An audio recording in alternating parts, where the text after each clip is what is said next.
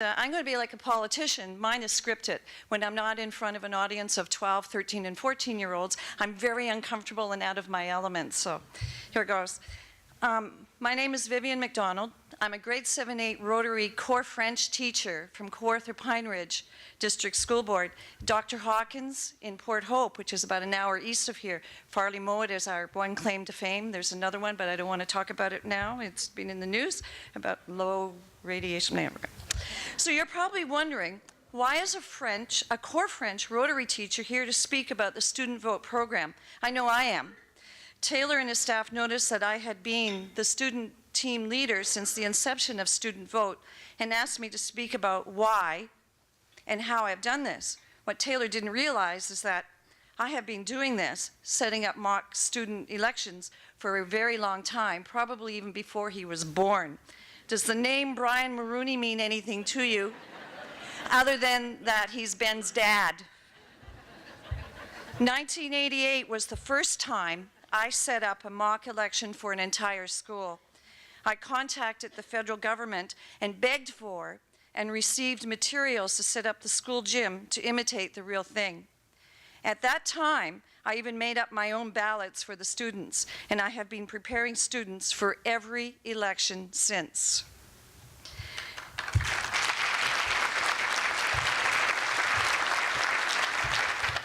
Next question probably is, why would I do that? Why would a core French teacher do this? Simple, same reason you are. Because I believed it, it was the right thing to do, and no one else was doing it. I think we are all disheartened by voter apathy in Canada and want to do something about it. I feel passionately that students need to be prepared to be responsible citizens, and as teachers, it is our job to do this. And with the Student Vote program, we have help doing this now.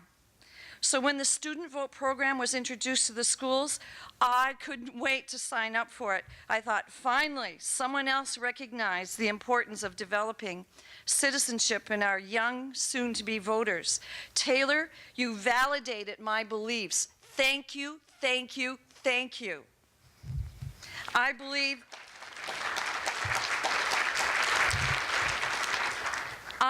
that any teacher can do this. One needs to have passion, commitment, connections, authenticity, and teamwork, and call Student Vote. Since I am a Rotary teacher, I couldn't justify spending a lot of class time discussing political platforms, issues, leadership qualities, etc. with students, even though I wanted to. So I leave that to the subject teachers. So I chose instead to focus on the setup and structure of an election and the voting process. We work together dealing with the process and issues. We support one another. It really is teamwork. When introducing the topic of elections, I have students discuss why they think people should or should not vote. Then I have them interview 5 people that they know or don't know. And when reporting back to the class, often the most common reasons for not voting are no surprise to us. But it is to the students. And it's about, people don't know how, they can't be bothered, etc. Then as a class, we talk about it being our civic responsibility and duty as citizens, a way of giving back for having the privilege of living in this great country. Since I also am involved with social justice, equity, diversity activities with the students, I use this opportunity to make connections about what's happening in other countries. And this year has been quite a year for doing that by looking at what's going on in Libya, Egypt, etc., and how people have died to have the right to vote. I'm not above using guilt to make my point. I use current affairs to make these connections. I hope to make the point that our democracy may not be perfect, but we have it. And we need to respect it, and we need to nurture it by the simple act of voting. So when I'm setting up student teams of experts, that is the best tool, and as teachers we do this all the time. We can and I teach almost all the kids in the school, and you can see who that child is, who has that little political geek cell ready to explode, and they may not be involved with anything else. You get to see that, you get to use it, and then it's a win-win situation, because I set up a team of student experts from each class, and they are informed then of their role, their responsibility. I have my chief electoral officer, my scrutineers, the poll clerks, DRO, etc. And there's something about a turn-on for kids too when they have an important title and they want to find out what it is and do the best that they can.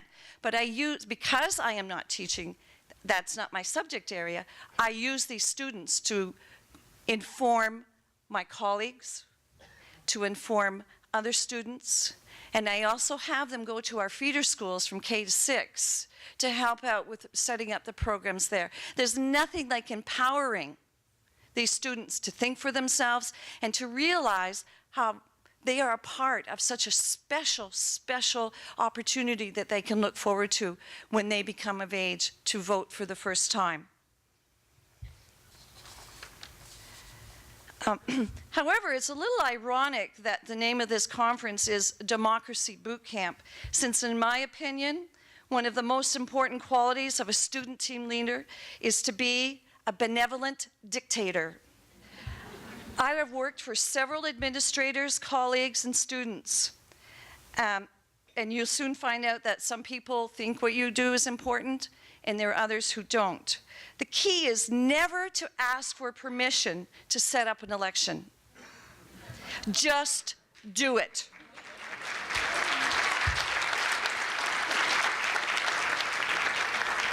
I inform staff and students that this is being done. I don't give them an option. I don't give administration a chance to embarrass themselves.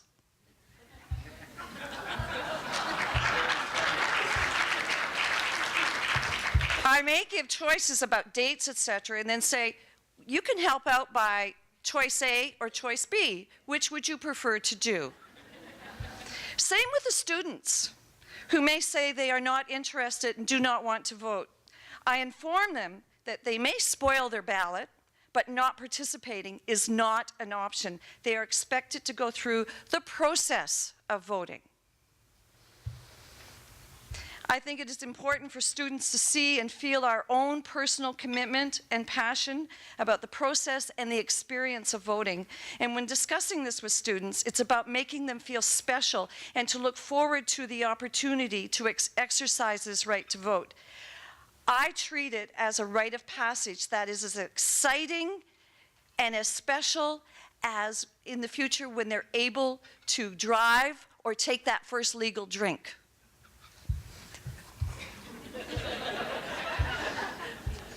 And I try to make the setting and the process as authentic as possible. I try not to leave out any steps or details. An advantage of teaching most of the students is that I'm able to choose that team of experts. And let's see here. Students love to show how much they know about the voting process. And they love to show, especially, that they know more than the adults. Play on that. It works really, really well. I follow every step that an eligible voter would take from enumeration right through to casting the vote. Our school is a senior school that's inside a high school. It sounds complicated, and sometimes it is. And we have those invisible walls. I go through those invisible walls. I work with the high school people to the point that just the other day, the high school civics teacher came to me and asked me if my students would set up the physical setup of the gym for election day so that the entire student body of both schools would be able to use that.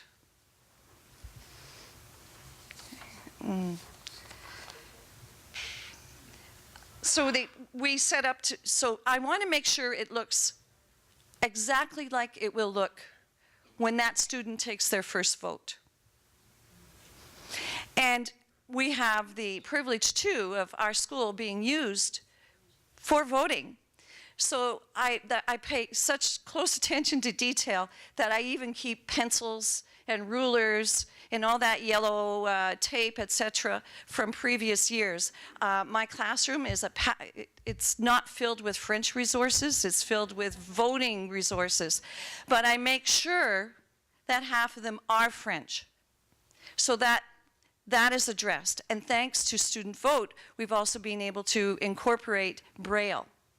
And even though we may not use it, I want the students to be aware that it is there. And then I want them to be responsible for setting it up to make so that they are prepared for anyone who would be using it. Let's see here.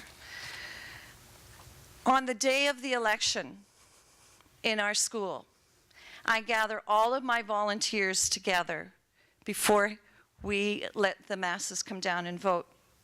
And it's more like a pep rally than an academic exercise. And I've tried throughout this whole thing not to make it into an academic exercise. Okay, we're going to have a test on what this person does, etc. I even have all the students gathered together, and I get very emotional at this point because it's very powerful.